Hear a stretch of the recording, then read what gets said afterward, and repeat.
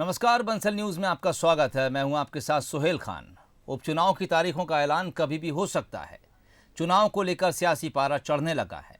मालवा के बाद बीजेपी सरकार ग्वालियर चंबल के लिए अब पिटारा खोलने जा रही है। तो ग्वालियर में बीजेपी नेता सतीश सिकरवार के कांग्रेस ज्वाइन करने के बाद उनको टिकट नहीं देने को लेकर अब विरोध भी शुरू हो गया है। वहीं दल बदल की राजनीति के बीच कांग्रेस अपने नेताओं को वफादारी की कस्में खिला रही है। सुमावली में वफादारी की शपथ लेते कांग्रेस नेताओं का एक वीडियो वायरल हो रहा है। इधर पूर्व मंत्री सज्जन सिंह वर्मा ने एक हफ्ते के भीतर कांग्रेस उम्मीदवारों की लिस्ट जारी होने की बात कही है। तो डबरा सीट पर कांग्रेस उम्मीदवार को लेकर मंथन करने में भी पार्टी जुटी हुई है। उपचुनाव से जुड़ी ये सारी खबरें लेकर हम हाजिर हैं अपनी खास पेशकश उपचुनाव का चक्रव्यूह में।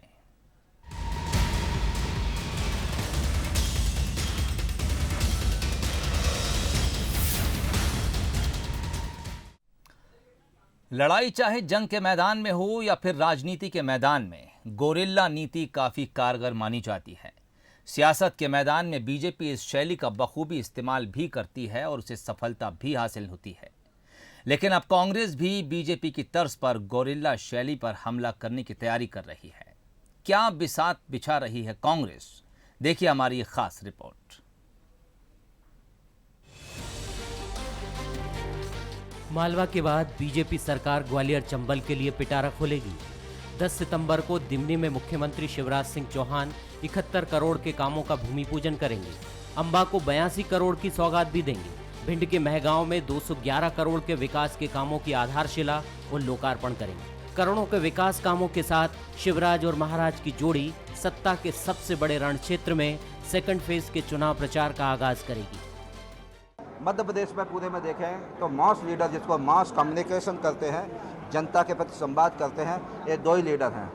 पहला लाडला नेता, जनता के दिलों की धड़कन शिवराज सिंह चौहान, और दूसरा कोई लीडर है मध्य प्रदेश की जनता की आवाम को जिसको एक्सेप्ट करते हैं, वो महाराज ज्योतिरादित्य सिंधिया जी है। तो शिवराज और महाराज मिलकर जनता के बीच में संवाद करते हैं। चंबल ही नहीं, पूरे मध्य प्रदेश में निकल रहे हैं। इस कुरुक्षेत्र में अब तक कांग्रेस का भले ही कोई सितारा चेहरा प्रचार में ना उतरा हो, लेकिन टीम कमलनाथ पर्दे के पीछे बड़ी सियासी बिसात बिछा रही है। अंदर की खबर है कि गोरिल्ला वार की तैयारी में है कांग्रेस।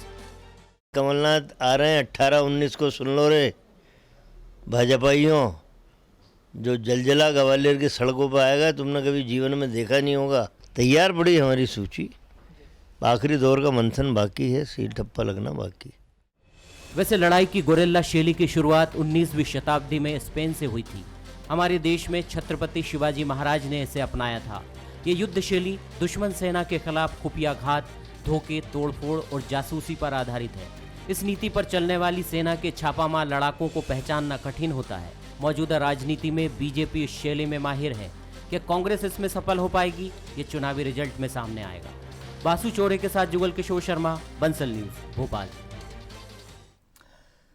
बीजेपी नेता सतीश सिकरवार के कांग्रेस ज्वाइन करने के बाद उसका रिएक्शन भी अब दिखने लगा है। ग्वालियर में सतीश सिकरवार के खिलाफ दलित महिला संगठन ने कांग्रेस दफ्तर में जमकर विरोध प्रदर्शन किया। बताया जा रहा है कि प्रदर्शन कर रही महिला अशोक तोमर की समर्थक थीं और वो अशोक तोमर को टिकट दिए जाने की मांग कर रही थीं। हालांकि कांग्रेस ने इसे बीजेपी की साजिश बताया है। 2018 में कांग्रेस को चुनौती देने वाले सतीश सिकरवार ने बीजेपी का दामन छोड़कर कांग्रेस का हाथ थाम लिया है। लेकिन पार्टी ज्वाइन करने के बाद उनके खिलाफ कांग्रेस के भीतर विरोध के स्वर भी मुखर हो गए। लिहाजा सतीश के कांग्रेस ज्वाइन करने की खबर सुनते ही उनके विरोध में दलित महिला संगठन कांग्रेस के दफ्तर में पहुंच गए। इस दौरान उन्होंने कांग्रेस कार्यालय में मौजूद कांग्रेस के संगठन के नेताओं को जमकर खरी खोटी सुनाई और नारेबाजी भी की। महिलाओं का आरोप था कि सतीश सिकरवार की मिलीभगत 2 अप्रैल की हिंसा में रही है। उन्होंने दलितों का साथ नहीं दिया, बल्कि उनका दमन किया है। इस कारण ऐसे व्यक्ति को टिकट न दिया जाए।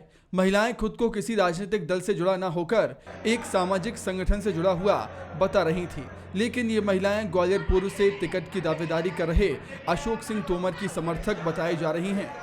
हम लोग ये चाहते हैं सतीश सिकरवार जी को कांग्रेस में टिकट ना मिले। तो ऐसे कैसे, मतलब आप वोट के लिए आपने सदस्यता ले ली और कल को तुम सत्ता में आ जाओगे तो हमारे लोगों को फिर मारोगे। हम लोग ये चाहते हैं सतीश सिकरवार जी हमें नहीं चाहिए। हमें चाहिए अशोक सिंह तोमर जी। वहीं कांग्रेस का कहना है कि सतीश के आने से पार्टी को मजबूती मिलेगी। जहां तक टिकट का सवाल है, ऐसा आश्वासन अभी सतीश को नहीं दिया गया है। पार्टी और हाईकमान सब पहलुओं पर चर्चा कर किसी को उम्मीदवार बनाएंगे। कांग्रेस विरोध को लेकर बीजेपी पर निशाना साध रही है। सतीश सिकरवार का इनसे कोई वास्ता भी नहीं है। सतीश सिकरवार कांग्रेस में आया है, वास्ता कांग्रेस का है और अभी टिकट का भी कोई फाइनल नहीं है। ये कौन लोग होते हैं कि किसी व्यक्ति का विरोध करने वाले लोग? एक षड्यंत्र के तहत इन्हें यहाँ भेजा गया है और कांग्रेस का माहौल जो हमारे कांग्रेस के पक्ष में है उसे खराब करने का ही प्रयास किया गया है। इसमें भारतीय जनता पार्टी के लोग हो सकते हैं, कांग्रेस के हमारे कुछ षड्यंत्रकारी भी लोग हो सकते हैं जो उसके विरोधी हैं, लेकिन कमलनाथ जी हमारे नेता हैं। कमलनाथ जी का निर्णय सर्वोपरि है। जिसे वो टिकट देंगे कांग्रेस उसका साथ देगी। बीजेपी कांग्रेस के भीतर सतीश के आने से मचे घमासान पर चुटकी ले रही है। बीजेपी मानकर चल रही है कि इस अंदरूनी गुटबाजी से आने वाले उपचुनाव में बीजेपी को फायदा मिलेगा। बीजेपी को उम्मीद है कि कांग्रेस में टिकट बांटे जाने के बाद उनका अंदरूनी झगड़ा और ज्यादा बढ़ेगा। बीजेपी ये भी कह रही है कि सतीश के जाने का उन्हें कोई मलाल नहीं है। बीजेपी इतना बड़ा संगठन है कि यहाँ कोई भी आए जाए किसी को कोई फर्क नहीं पड़ता। देखिए, जब आगाज़ ऐसा है तो अंजाम कैसा होगा। तो कांग्रेसियों ने अपने चिर परिचित अंदाज में आदरणीय सतीश सिंह सिकरवार जी का स्वागत किया है। कांग्रेस अंतर्द्वंद से घिरा हुआ दल है जो कभी भी एक हो ही नहीं सकता। तो मैं ऐसा मानता हूं कि सतीश जी ने बहुत बड़ी गलती की है कि जिस पार्टी ने उनको कई बार पार्षद बनाया, MIC सदस्य बनाया और उसके बाद विधानसभा का टिकट दिया, उसको इस समय छोड़ना मुझे ऐसा लगता है कि अवसरवादिता है और अति महत्वाकांक्षा है। भारतीय जनता पार्टी एक कार्यकर्ता आधारित दल है जिसमें लोगों के आने जाने से फर्क नहीं पड़ता, अपितु दुख जरूर होता है। तो इस बार भी भारतीय जनता पार्टी का बूथ मैनेजमेंट का जो कार्यकर्ता है वो पिछली बार से अधिक मतों से भारतीय जनता पार्टी के कैंडिडेट को विजयी बनाएगा। फिलहाल सतीश के आने के बाद कांग्रेस के भीतर टिकट के लिए दावेदारी जता रहे कई नेताओं के सामने परेशानी खड़ी हो गई है, क्योंकि जिस तरीके से सतीश ने कमलनाथ के समक्ष अपनी धमाकेदार एंट्री दी है उससे उनके कांग्रेस के टिकट पर चुनाव लड़ने की संभावनाएं बढ़ गई हैं। लेकिन अगर टिकट सतीश को दिया गया तो पार्टी के भीतर बड़ा असंतोष पनप सकता है। बहरहाल देखना दिलचस्प होगा कि कांग्रेस कैसे असंतोष को शांत करेगी। प्रहलाद सेन, बंसल न्यूज, ग्वालियर। उपचुनाव से पहले दल बदल का खेल जारी है। दल बदल को रोकने के लिए अब नेताओं को वफादारी की कस्में खिलाई जा रही हैं। ऐसा ही एक वीडियो वायरल हुआ है। ये वीडियो सुमावली का बताया जा रहा है, जहां कांग्रेस से संभावित प्रत्याशी वफादारी की कसम खा रहे हैं और ये भरोसा दिला रहे हैं कि वो पार्टी के साथ हर हाल में खड़े हैं।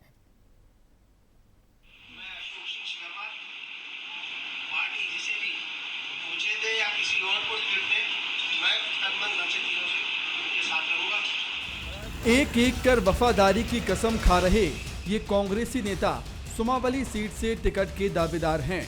कसम खाकर ये पार्टी को भरोसा दिला रहे हैं पार्टी टिकट किसी को भी दे वो पूरे मन से उस प्रत्याशी का साथ देंगे और पार्टी नहीं छोड़ेंगे। दरअसल मुरैना की 5 सीटों पर उपचुनाव होना है, जिनमें सुमावली भी शामिल है। पिछले दिनों कांग्रेस के विधानसभा प्रभारी पूर्व मंत्री ब्रजेंद्र राठौर यहाँ पहुंचे। कांग्रेस के दावेदारों ने उनके सामने वफादारी की कसम खाई थी, जिसका वीडियो सोशल मीडिया में वायरल हो रहा है। कांग्रेस नेताओं को ये कसम राधा कृष्ण मंदिर में बैठक के दौरान दिलाई गई। इसके पीछे का मकसद भी साफ है, सुमावली से किसी एक को ही टिकट मिलेगा। ऐसे में दावेदारी कर रहे बाकी नेताओं को दल बदल से रोका जा सके। वहीं कांग्रेसी नेताओं के वफादारी की शपथ लेने पर PHE मंत्री ऐंदल सिंह कंसाना ने कांग्रेस पर तंज कसते हुए कहा कि राजनीति में कोई कसम नहीं होती। उन्होंने दावा किया है कि उपचुनाव में जिले की 5 सीटें बीजेपी जीतेगी और कांग्रेस का नामो निशान नहीं बचेगा। इसमें कसम की क्या बात है? राजनीति में कसम होती है क्या कहीं है? और अच्छी बात है ना, कसम खाए आए, काय की कसम खा रहे हैं? 15 महीने की कसम खाएगी जनता। 15 महीने में क्या कोगत करी है सुमावली क्षेत्र की? कमलनाथ जी पूरे प्रदेश के मुख्यमंत्री हो गए। अब 15 महीने से कहा के मुख्यमंत्री थे छिंदवाड़ा के। जनता ने मन बना लिया है, चाहे वो सुमावली हो और चाहे मुरैना जिले की 5 विधानसभा हो, एक जाही चुनाव होगा। कोई चुनाव बनाव नहीं, कांग्रेस का नाम निशान नहीं। मंत्री ऐंदल सिंह कंसाना के तंज पर कांग्रेस ने पलटवार किया। कांग्रेस ने कहा, जब उपचुनाव के नतीजे सामने आएंगे तो बीजेपी के नेताओं के पैरों तले जमीन खिसक जाएगी। मुरैना जिले की जनता बिकाऊ विधायकों को सबक सिखाने के लिए तैयार है। कांग्रेस को उम्मीद है कि आने वाले उपचुनाव में पार्टी 2018 के नतीजे दोहराएगी और मुरैना जिले की 5 सीटों पर जीत हासिल करेगी। जिस प्रकार से मुरैना की और चंबल की जनता के साथ धोखा किया गया है, उनको निश्चित तौर पर 5 को सबक सिखाना है। जनता ने ये ठाना है और कांग्रेस के 2018 की तरह उपचुनाव में 2020 में कांग्रेस पार्टी चुनाव सारे के सारे 5 सीट जीतने जा रही है। ये भ्रम है माननीय ऐंदल सिंह कंसाना जी का। जब रिजल्ट आएगा तब उनको लगेगा। उपचुनाव से पहले दल बदल का खेल जारी है। जानकारों की माने तो सांसद ज्योतिरादित्य सिंधिया के बीजेपी में शामिल होने के बाद ग्वालियर चंबल में कांग्रेस कमजोर पड़ गई है। 27 सीटों पर होने वाले उपचुनाव में सबसे ज्यादा सीटें भी ग्वालियर चंबल में ही हैं। ऐसे में कांग्रेस दावेदारों को वफादारी की कसम खिलाकर ये पुख्ता करना चाह रही है कि टिकट नहीं मिलने के बाद भी उनके नेता पार्टी छोड़कर ना जाएं और हर हाल में उनके साथ खड़े रहें। बहरहाल देखना दिलचस्प होगा कि कांग्रेस में टिकट बंटवारे के बाद वफादारी की कसम टूटेगी या नहीं। उमेश पाराशर, बंसल न्यूज, मुरैना।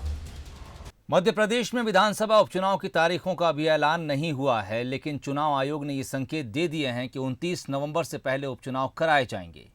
चुनाव आयोग की इस तैयारी को देखते हुए कांग्रेस ने 1 सप्ताह के भीतर प्रत्याशियों के नाम का ऐलान करने का फैसला किया है। बंसल न्यूज से खास बातचीत में पूर्व मंत्री सज्जन सिंह वर्मा ने कहा है कि सभी सीटों पर मंथन पूरा हो चुका है। पीसीसी चीफ कमलनाथ दिल्ली में अहम बैठकों में शामिल होंगे, जिसके बाद प्रत्याशियों के नाम का ऐलान कर दिया जाएगा।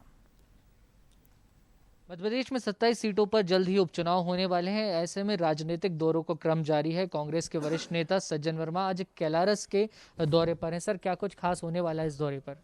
देखिए, चुनाव का आगाज़ तो हो चुका है। 27 में से 27 चुनाव कांग्रेस को जीतना है और जनता संपूर्ण तरीके से कांग्रेस के साथ खड़ी हुई है। तो हम अपने जो वर्कर हैं उनसे रूबरू होने के लिए और आम जनता से रूबरू होने के लिए अलग अलग विधानसभाओं का दौरा कर रहे हैं। आज मेरे साथ लाखन सिंह यादव पूर्व मंत्री, पीसी शर्मा, रामनिवास रावत पूर्व मंत्री, हम सारे लोग एक साथ जा रहे हैं और ग्वालियर चंबल की धरती पे आगाज़ करने जा रहे हैं। और अभी कमलनाथ जी का दौरा पोस्टपोन हुआ ग्वालियर में 12 और 13 तारीख थी। तो वो भदौरिया कौन है, मंत्री भदौरिया जने कौन जने कैसे स्वर निकलने लग गए। कमलनाथ क्या जवाब देंगे? कमलनाथ आ रहे हैं 18-19 को, सुन लो रे भाजपाइयों। जो जलजला ग्वालियर की सड़कों पर आएगा तुमने कभी जीवन में देखा नहीं होगा। पोस्टपोन किसी वजह से होता है, दिल्ली में बैठ के हैं। तो हम उनके छर्रे हैं, हम लोग जा रहे हैं ना। और हमारे आने पे कितना जोश कार्यकर्ता में होगा ये आज देखने की बात रहेगी। क्यों? इसलिए कि कोई इनके पास जवाब ही नहीं है जनता को देने का। छल बल से सरकार गिरा के इन्हें अपने बाहुबल पे भरोसा नहीं। दूसरी बात, नरेंद्र सिंह तोमर, बीडी शर्मा ये अलग घूम रहे हैं। ज्योतिरादित्य सिंधिया वो भी वहीं हैं, अलग घूम रहे हैं। शिवराज अलग घूम रहे हैं। पूर्व सीएम कमलनाथ दिल्ली के दौरे पर हैं, तो क्या ये माना जाए कि वहाँ से जो सूची है उस पर फाइनल मुहर लगकर आएगी? तो हाईकमान ने कुछ मसलों पे राय मशवरे के लिए उन्हें बुलाया है।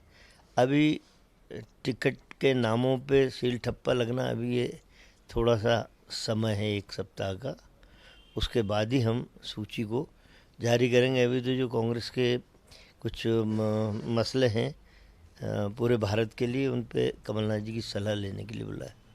तैयार पड़ी हमारी सूची, आखिरी दौर का मंथन बाकी है, सील ठप्पा लगना बाकी। कैमरामैन विजय शेजकर के साथ बंसल न्यूज के लिए भोपाल से वासु चौरे। मध्य प्रदेश की 27 सीटों पर उपचुनाव होने हैं, जिसमें ग्वालियर चंबल संभाग की सबसे ज्यादा 16 सीटों पर उपचुनाव होना है, जिसमें कुछ सीटों पर कांग्रेस के उम्मीदवार करीब तय हैं, लेकिन अभी भी कुछ सीटों पर मंथन जारी है। कांग्रेस डबरा में अपना प्रत्याशी घोषित करने में अभी भी मंथन कर रही है। उम्मीदवारों के ऐलान में हो रही देरी पर अब बीजेपी ने कांग्रेस पर तंज कसा है। उपचुनाव में डबरा सीट सबसे महत्वपूर्ण मानी जा रही है। इस सीट पर जीत के लिए राजनीतिक दलों ने पूरा जोर लगाना शुरू कर दिया है। डबरा सीट पर यह तय है कि बीजेपी की उम्मीदवार मंत्री इमरती देवी होंगी, तो बसपा ने भी संतोष गौड़ को अपना प्रत्याशी घोषित कर दिया है। लेकिन कांग्रेस प्रत्याशी चयन को लेकर अभी मंथन ही कर रही है। कांग्रेस से टिकट के लिए कई नेता दावेदारी जता रहे हैं। इन सभी ने बैनर होर्डिंग पर खुद को संभावित प्रत्याशी बताकर प्रचार प्रसार और जनसंपर्क शुरू कर दिया है। वहीं कांग्रेस जातिगत समीकरणों को देखते हुए उम्मीदवार को मैदान में उतारना चाह रही है। पहले ही कहा कि डबरा के लोग ही तय करेंगे कि सर्वे में कौन कैंडिडेट आएगा, उसको टिकट मिलेगा जो सर्वमान्य होगा। और इसके साथ ही मैंने आपको कहा कि हम लोग इसीलिए जाएंगे कि हमें बिकाऊ नहीं चाहिए, टिकाऊ चाहिए। ये हमारा प्राथमिकता है कि बिकाऊ लोग नहीं चाहिए, टिकाऊ चाहिए। 101% 100% ये क्षेत्र किसी व्यक्ति विशेष का नहीं है, ये क्षेत्र कांग्रेस का है, ये किसी व्यक्ति विशेष का नहीं है। अगर वो 3 बार विपक्ष में भी जीती है तो कांग्रेस जीती है। कांग्रेस में प्रत्याशियों के ऐलान में हो रही देरी पर बीजेपी अब चुटकी ले रही है। बीजेपी का कहना है कि कांग्रेस के पास कोई ऐसा चेहरा नहीं बचा है जिसे वो उम्मीदवार बना सके। बीजेपी ने उपचुनाव में जीत का दावा भी किया है।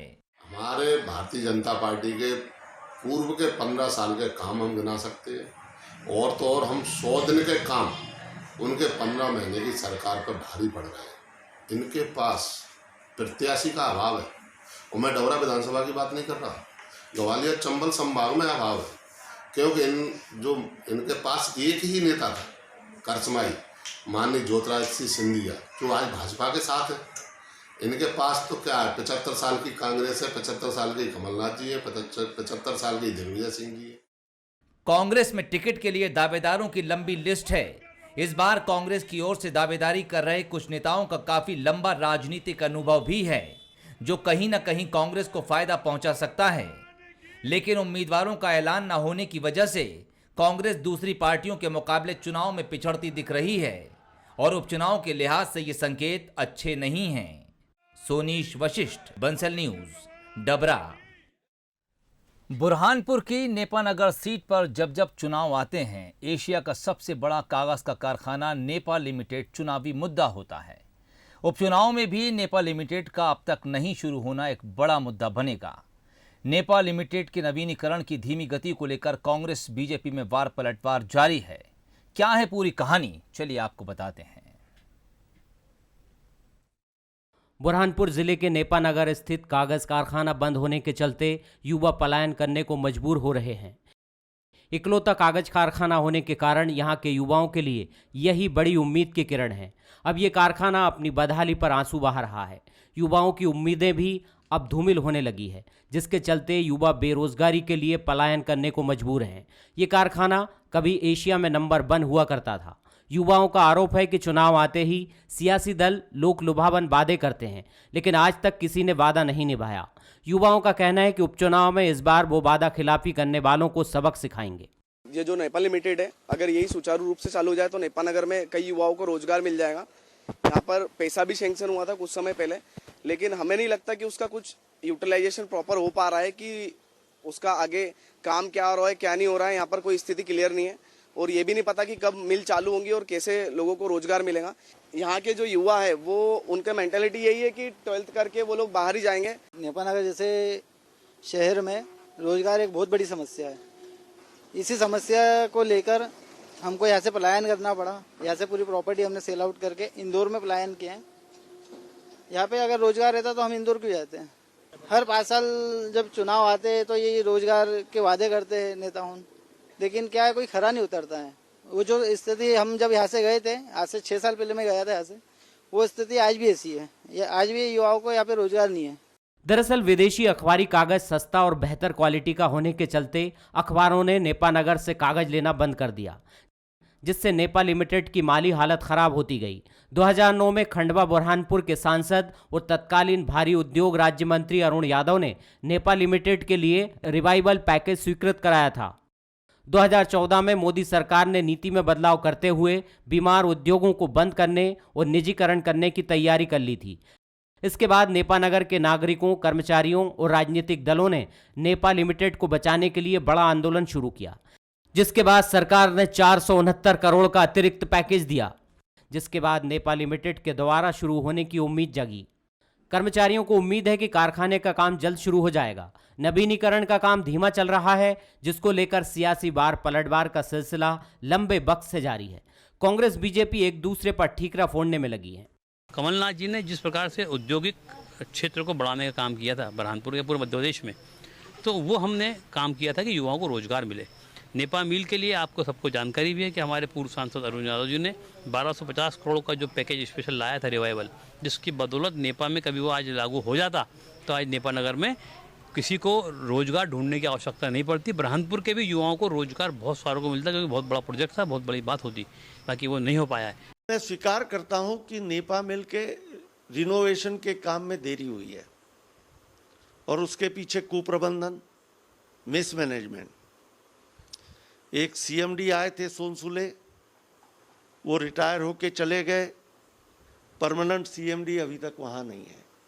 अभी अभी सीएमडी के लिए वैकेंसी निकली थी, इंटरव्यू हुए और किसी एक का अभी सिलेक्शन हुआ है, मैं नाम भूल रहा हूँ जबान पे। लेकिन हम अब कोशिश करेंगे नए सीएमडी के आने के बाद सब मिलकर कि मिल का काम शीघ्र से शीघ्र पूरा हो। कि नेपा नगर के आसपास पूरा फॉरेस्ट है और नेपा नगर प्रॉपर भी केंद्र का और स्टेट गवर्नमेंट का अधिकार का मामला पेचीदा है, इसलिए कोई भी उद्योग, कोई भी व्यापार वहाँ पर नहीं लग पाता, जिसके कारण वहाँ का युवा जो है नौकरी के लिए परेशान है और उसको बाहर जाना उसकी मजबूरी हो गई है। कांग्रेस बीजेपी एक दूसरे को घेरने की कोशिश में जुटी हैं। उपचुनाव का वक्त है, ऐसे में सियासी दलों के नेताओं को भरोसा है कि जनता की अदालत में नेपा लिमिटेड को लेकर कौन सही है और कौन गलत, इसका फैसला हो जाएगा। लेकिन लंबे वक्त से इस कारखाने को लेकर राजनीतिक दलों ने जिस तरह की कमजोर इच्छा शक्ति दिखाई है, उसको लेकर लगता है अभी नेपा नगर के लोगों की उम्मीद जल्दी पूरी हो पाना मुश्किल है। हालांकि चुनावी दौर में वादों और इरादों के लॉलीपॉप जमकर बांटे जा रहे हैं। गोपाल देवकर, बंसल न्यूज, बुरहानपुर। उपचुनाव का चक्रव्यूह में फिलहाल इतना ही। इजाजत दीजिए, नमस्कार।